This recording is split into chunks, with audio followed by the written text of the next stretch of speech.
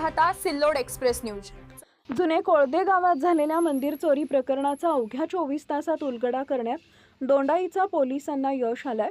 सहसंपादक प्रभाकर अडगाळे।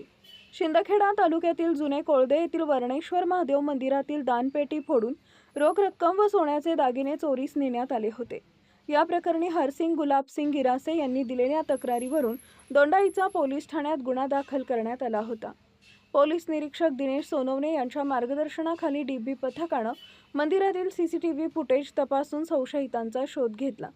तपासाची चक्र वेगाने फिरवत साहूर शिवारातील ऊसाच्या शेतातून आरोपीला ताब्यात घेण्यात आला आहे।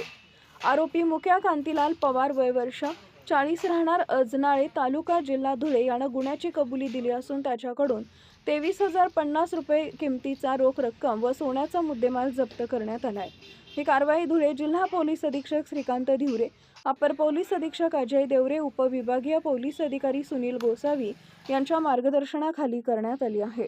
पुढील तपास पोलीस उपनिरीक्षक इम्रान खान करत आहेत।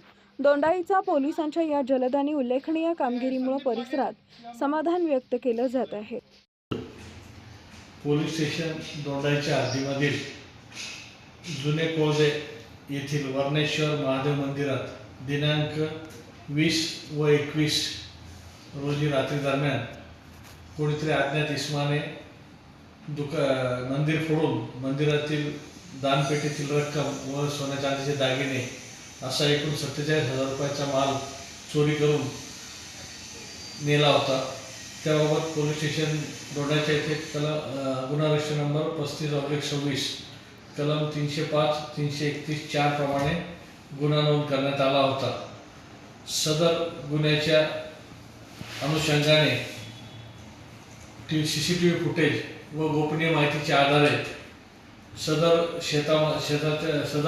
गावाच्या बाजूला असलेल्या ऊसाच्या शेतात काम करणारे मजूर यांच्याकडे विचारपूस केली असता त्यातील मुक्या कांतीलाल पवार वय 40 वर्ष राहणार अजनाळे तालुका धुळे यास अटक करण्यात आली असून त्याच्याकडून गुन्ह्यात चोरी गेलेला मुद्देमाल 23,050 रुपयाचा रिकव्हर करण्यात आलेला आहे। आणखी इतर एक संशयित आरोपी याचा शोध घेणे सुरू आहे। सदर गुन्हा उघडकीस आणण्यासाठी पोलीस निरीक्षक दिनेश सोनवणे व डीबीचे पथक तसेच पोलीस उपनिरीक्षक शेख आणि कुमावत यांनी विशेष मेहनत घेतलेली आहे। सदर गुन्ह्याचे उघडकीस आणण्याकामी त्यांना माननीय पोलीस अधीक्षक, अपर पोलीस अधीक्षक यांचे मार्गदर्शन लाभलेले आहे। आप देख रहे हैं सिल्लोड एक्सप्रेस न्यूज, जहां हम आपको दिखाते हैं जालना जिले सहित पूरे मराठवाड़ा की ताजा, सटीक और निष्पक्ष खबरें।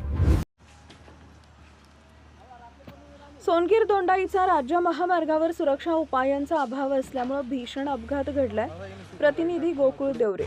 निर्माणाधीन पुलावर कोणताही सूचना फलक नसल्याने भरधाव कार थेट सुमारे 15 फूट खोल खड्ड्यात कोसळली।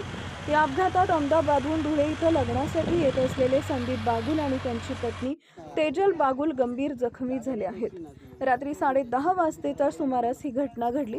पुलाचं काम सुरू असतानाही रस्ता बंद असल्याचे कोणतेही संकेत नव्हते, त्यामुळे अंधारात कार थेट खाली जाऊन लोखंडी पिलरमध्ये अडकली। स्थानिक ग्रामस्थ शिव पेट्रोलियमचे कर्मचारी आणि पोलीस पाटील यांच्या मदतीने तब्बल 2.5 तासांच्या प्रयत्नानंतर जखमी दाम्पत्याला बाहेर काढण्यात आले। दोघांवर धुळे येथील खासगी रुग्णालयात उपचार सुरू आहेत। दरम्यान अपघातानंतर ठेकेदारांनी घाईघाईने सूचना फलक लावल्याचा आरोप होत असून संबंधितांवर कडक कारवाईची मागणी होत आहे।